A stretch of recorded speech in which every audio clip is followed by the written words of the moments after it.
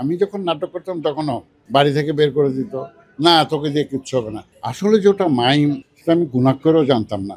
অভিনয়ের পোকাটা খুব বেশি ছিল আমার। এবং আমরা যখন যাব তখন আমাদের কতগুলি বাধা থাকে, আপনার এটা ভিসা হবে না, আপনি তাহলে ওখানে কোথায় থাকবেন, এটা কেন করবেন। আসলে আমাদের পাখা সুতা দিয়ে এখনও বাঁধা, আমরা কিন্তু মুক্ত নই। হয়তো বা এরকম জুলাইয়ের মতন আর একটা সাংস্কৃতিক একটা আন্দোলন তৈরি করতে হবে। আমি মঞ্চে নাটক করতাম, কল্যাণ মিত্রের নাটক, বাদল সরকারের নাটক, কমার্শিয়াল নাটক, তখন কমার্শিয়াল নাটক বলতো। আমি ৭৩-এ যখন চারুকলা কলেজে, চট্টগ্রাম চারুকলা কলেজ শুরু হলো, তখন ভর্তি হলাম। তো আমাদের বিকেলের দিকে একটা অবসর থাকতো। সে অবসরে আমাদের শ্রদ্ধেয় প্রতিষ্ঠাতা প্রিন্সিপাল জনাব সবিল আলম সাহেব, উনিও একজন বিখ্যাত চিত্রশিল্পী, আর্টিস্ট। উনি সকলকে ডেকে ডেকে বলতেন, তুমি এটা করো, তুমি এটা করো, তুমি এটা করো।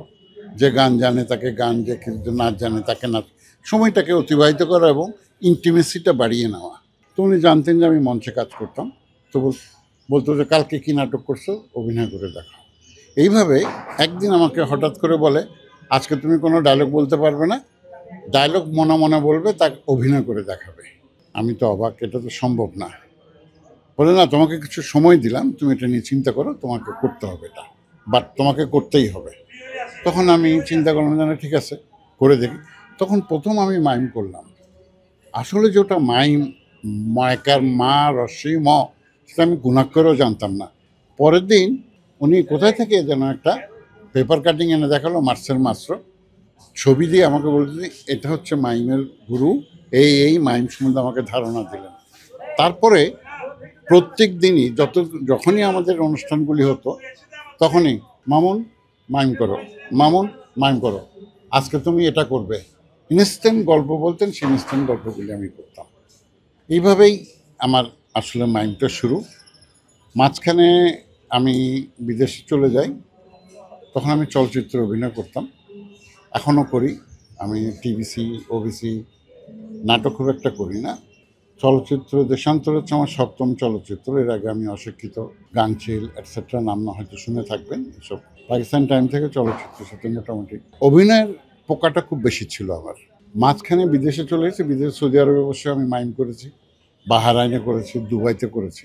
এগুলি আমার কাছে রেকর্ড নেই, বাট যদি কখনো আনপ্লাগড রেকর্ড হয় হয়তো পাওয়া যাবে। বাংলাদেশে এসে ২০১৪-তে রেজন রাজন আমাকে আবার নতুন করে তুলে নেয়, যে আপনি মাইম করতেন, আপনি মাইম করবেন।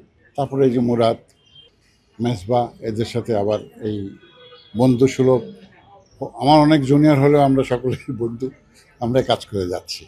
আমাদের নাট্যকলা বিভাগ যেগুলি, ওখানে মাইম একটা সাবজেক্ট থাকা দরকার। চারুকলায় মাইম একটা সাবজেক্ট মনে হয় থাকার দরকার। এই দুটাতে যখন আমরা যদি মোটামুটি শুরু করতে পারি, তাহলে আমরা আস্তে আস্তে প্রাতিষ্ঠানিক শিক্ষা যেখানে আছে সেখানে তো মাইন্ডটাকে নিয়ে যেতে পারবো। আগে এখান থেকে শুরু হোক, এই শুরুটা সরকার করুক। আমরা অনেক চেষ্টা করছি, আমরা বিভিন্নভাবে ওয়ার্কশপ করছি, বিভিন্নভাবে ছেলে মেয়েদের ডাকছি, নিজের পকেটের টাকা খরচ করে এটা ওটা খাইয়ে দাইয়ে একটা অনুষ্ঠান করছি। অনুষ্ঠান করার পরে সেই বাচ্চাগুলি কিন্তু আর থাকছে না, কারণ কিছু কিছু জায়গায় দেখা গেছে তার পরিবার তাকে আর ব্যাকআপ দিচ্ছে না। না না, এগুলি করে কী হবে, লেখাপড়া কর। আমি যখন নাটক করতাম তখনও বাড়ি থেকে বের করে দিত, না তোকে দিয়ে কিচ্ছু হবে না। যার জন্য আমি ম্যাট্রিক পরীক্ষাটা দিছি কিন্তু একটা জেল স্কুলে, কারণ আমার বাবা মনে করতো যে আমি নাটক করে বকে গেলাম, মানে শেষ হয়ে গেলাম। বাট আমি আলহামদুলিল্লাহ এখনও খুব ভালো অবস্থায় আছি।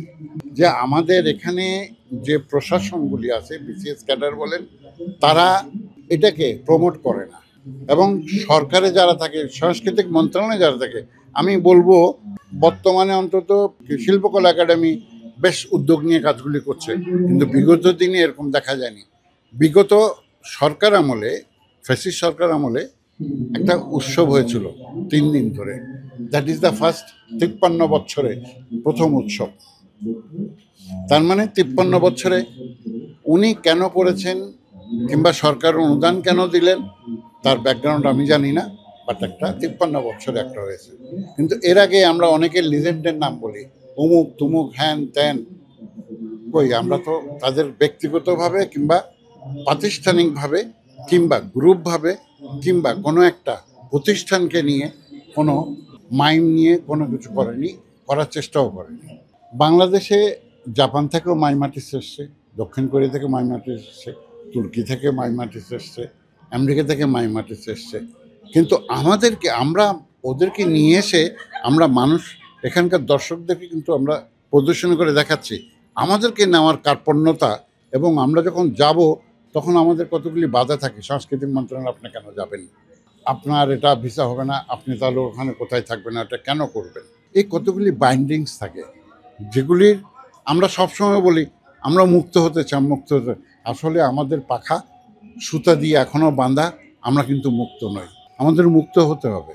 এই মুক্তটা হয়তো বা এরকম জুলাইয়ের মতন আর একটা আমাদের মধ্যে হয়তো সাংস্কৃতিক একটা আন্দোলন তৈরি করতে হবে, হয়তো বুকে কিছু রক্ত দিতে হবে, কিংবা প্রকাশ্য বসে হাজারটা মাইক দিয়ে চিল্লাতে হবে যেন কলিজাতে লাগে, প্রশাসনের কলিজাতে লাগে, না এদের কিছু করা দরকার।